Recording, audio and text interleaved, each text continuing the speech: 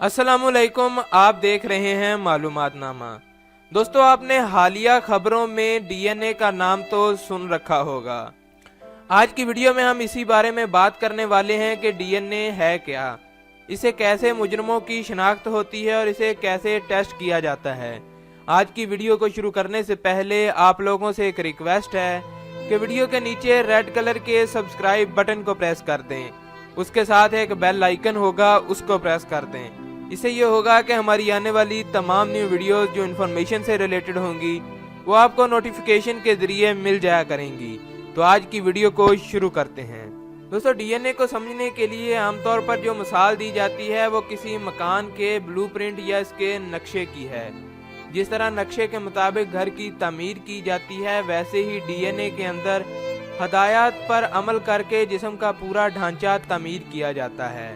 जैसे हर मकान का तामीर का नक्शा अलग होता है, वैसे ही हर इंसान के जिस्म की तामीर के लिए अलग अलग नक्शे होते हैं। अगर आपको किसी मकान का नक्शा मिल जाए तो इसकी मदद से आप घर को पहचान सकते हैं। जिस्म तामीर करने और इसका निज़ाम चलाने के लिए डीएनए की हदायत एक खास किस्म की ज़बान पर दर्ज होती है। इस ज़बान को हरूफ़े तहज्जी सिर्फ 4 अल्फाज पर मुश्तमिल होती है। इन्हें आमतौर पर रोमन हरफ ACTG की शक्ल में जाहिर किया जाता है। एक इंसान का मजमूई डीएनए 3 अरब अल्फाज पर मुश्तमिल होता है। अगर ये सारी हदायत मुकम्मल तौर पर लिखी जाएं तो इससे आम साइज की तकरीबन 5000 किताबें बन जाएंगी। डीएनए के 4 हरूफ किसी ज़बान के हरूफ की तरह नहीं होते, बल्कि दरअसल कीमियाई मरकबात जिन्हें ACTG के नाम से दर्ज किया जाता है, और ये डीएनए में एक खास मखसूस तरतीब में बार बार दोहराए जाते हैं। जिस तरह किसी ज़बान के अल्फाज को एक खास तरतीब में लिखने से पूरी किताब मरतब हो जाती है, इसी तरह डीएनए के इन मरकबात की मखसूस तकरार से किसी एक मखसूस इंसान का डीएनए तैयार हो जाता है। जैसे हर इंसान की उंगलियों के निशानात मखसूस होते हैं, बिल्कुल इसी तरह हर इंसान के डीएनए की किताब मुनफरिद और मखसूस होती है। डीएनए के बुनियादी हरूफ चूंकि कीमियाई मरकबात पर मुश्तमिल होते हैं, इसलिए लेबॉर्ट्री में कीमियाई तरीकों से इन्हें टेस्ट करके किसी मुल्ज़म को शनाख्त किया जाता है।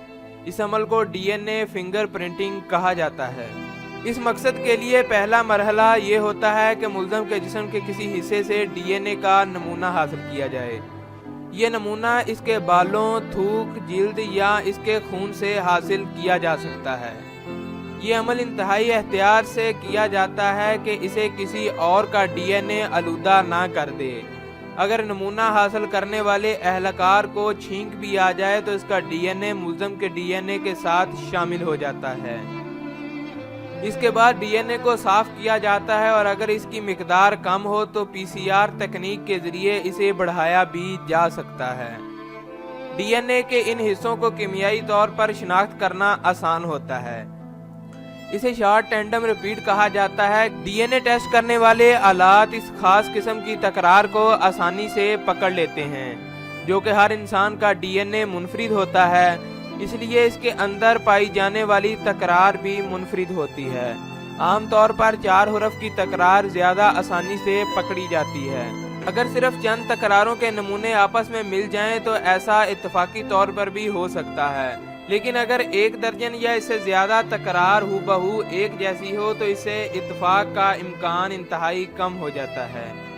दोस्तों, अगर दुनिया में 178 करोड़ बिलियन इंसान मौजूद हों तो इनमें से 2 के डीएनए आपस में मिलने का इम्कान हो सकता है, लेकिन चूंकि दुनिया की मजमूई आबादी इस रकम के मुकाबले में 2 करोड़ गुना से भी कम है, इसलिए ये बात पूरे एतमाद से कही जा सकती है कि एक इंसान का डीएनए दूसरे इंसान के साथ मैच नहीं कर सकता।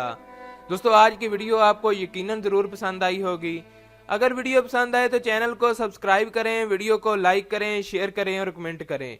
हम इस तरह की और भी इंफॉर्मेटिव वीडियोस आपके लिए लाते रहेंगे।